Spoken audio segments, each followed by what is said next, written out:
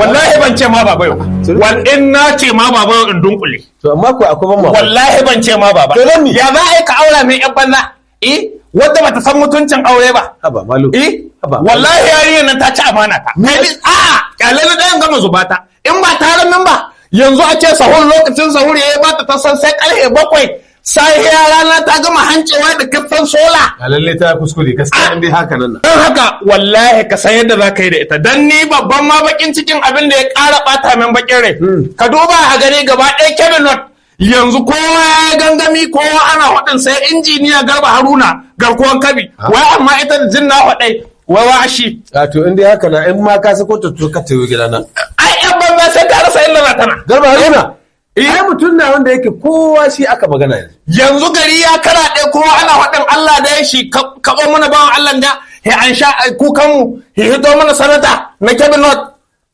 wai amma ita ta ce wai bata sani ba amma dai kamar gaɗe ya kam ka duba irin alherin da bawan Allah ga yi ya ɗauki matasa kusan 3,500 jihar Kebbi aikin nefa wanga shahidi muke mun gani ko da kai baka shiga ciki ba dan uwanka ko makwabcinka ya shiga to ai wanta na ciki to ka gani sannan kuma an sake zakulo mutum 1,500 an ka tura su kasashen waje don su koyo aikin sola gaskiya in sun dawo nan kasa gida su sake koya musu wa ubanta na ciki kaga an samu ci gaba har da wa ubanta na ciki sannan mai girma gwamnati Dr. Nasir Idris Kauran Gwandu ya kaddamar da shirin yaye ɗalibai mutum 2,000 don su su koyo science da kuma technology. Kwarai ko.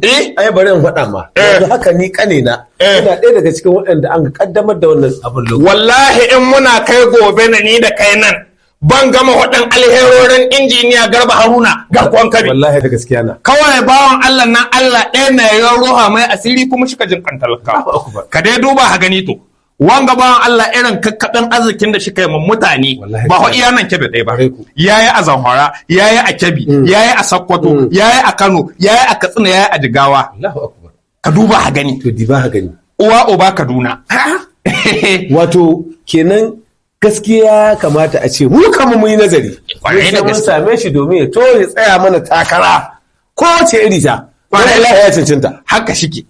Saboda kai ka san cewa bawan Allah ga duran da Allah ya sa ya zama wani dan siyasa a Kebbi. Kware ku. Na rance da billahi lazi kakan mu ta yanke sa. Wallahi gaskiya na. To wanda ya taimako bai da mukamin komi. To kai dai hudi in ya zama wani ai shikenan. Wallahi mun dace. Kaga kakan mu ta yanke sa. Wallahi kware. Dan haka ni azumin gama gaba ɗaya duk na kai goshi na ƙasa roƙon Allah ne kai Allah ubangiji shi tabbatar da injiniya Garba Haruna ya ji kukanmu a matsayin sanatan mu na Kebbi North. Wallahi gaskiya na. Allah shi tabbatar muna da alheri. Wallahi maloko ni ina ciki. Don haka ni ma kama jikina zan yi. Duk yadda za a yi. Ni ma in kama sallar. Kwarai da kyau. Domin Allah shi biya mana bukatun. Gaskiya na. Gaskiya. To mu dawo back to business. Yaccen taka. Za ka rage min wani abu cikin sadakin ta ko in kilma mata kashi. Da dai hankuri. Ni na sai da za a yi. To na yi hankuri albarkacin Garba injiniya. Wallahi ya hankuri. Na yi hankuri. Gaskiya na. Na yi hankuri wallahi. Na ci banza. Na gode. Na ci banza.